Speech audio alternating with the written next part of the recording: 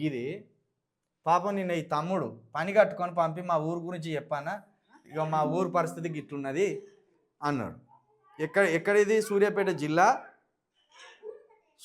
జిల్లా ఇది, తుంగతుర్తి నియోజకవర్గం, తూములకుంట తండ. ఇట్లున్నది పరిస్థితి. సూర్యాపేట జిల్లా తుంగతుర్తి నియోజకవర్గం, తూములకుంట తండ. ఇట్లున్నది. ఇది ఇల్లు, నివసించే ఇండ్లు ఇవి. డ్రైనేజ్ కాలువ తవ్వినట్టు ఉన్నది పరిస్థితి. ఇంత దారుణమా? ఎంత దారుణం ఉన్నది చూడు ఈ పరిస్థితి.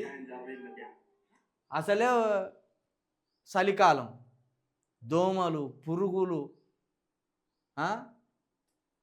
రోగాలు, డెంగ్యూ రావచ్చు, టైఫాయిడ్ రావచ్చు, కొత్త కొత్త రోగాలు రావచ్చు. ఇంత చండాలంగానా? ఇక్కడ ఇండ్లే ఉండే, ఇక్కడ అందరూ నివసించే ఇండ్లే ఉండే, మరి నిధుల వరద పారిత్తాన్లు ప్రతి నియోజకవర్గానికి రేవంత్ రెడ్డి గారు అని చెప్పింది కదా. మరి మీరు వారించిన నిధుల వరద ఈ మురికి కాలువలో కొట్టుకొని పోయిందా ఏంది? మురికి కాలువలో కొట్టుకపోయినాయా? మీరు వంచిన పైసలన్నీ మురికి కాలువలో కొట్టుకపోయినాయా? తుంగతుర్తి ఎమ్మెల్యే గారు మందుల సామేల్ గారు ఈ తుమ్మలకుంట తండకు పోయి కనీసం ఒకసారి చూడండి. మీరు ఒక దళిత బిడ్డ, ఒక మాదిగ ఎమ్మెల్యే మీరు, మరిగో మీ నియోజకవర్గంలోనే ఒక తండ పరిస్థితి గిట్లున్నది. ఎక్కడికి పోవాలి ఈ మురికి నీరు? ఎవరి ఇండ్లకు పోవాలి ఈ డ్రైనేజ్ నీరు? ఇంత చెత్త చెదారమా? ఎంత చూడడానికి ఎంత అధ్వానంగా ఉన్నది చూడు. అసలు బతికేటట్టున్నదా? అది మూసినది పక్కన ఉన్నట్టున్నది వాళ్ళ బతుకులు.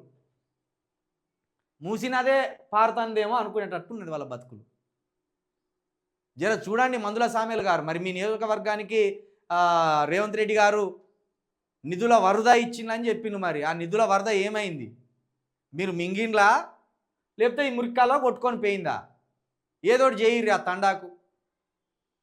అక్కడ యువకులు నిన్న పంపిన నాకు గింత చెండాలమా?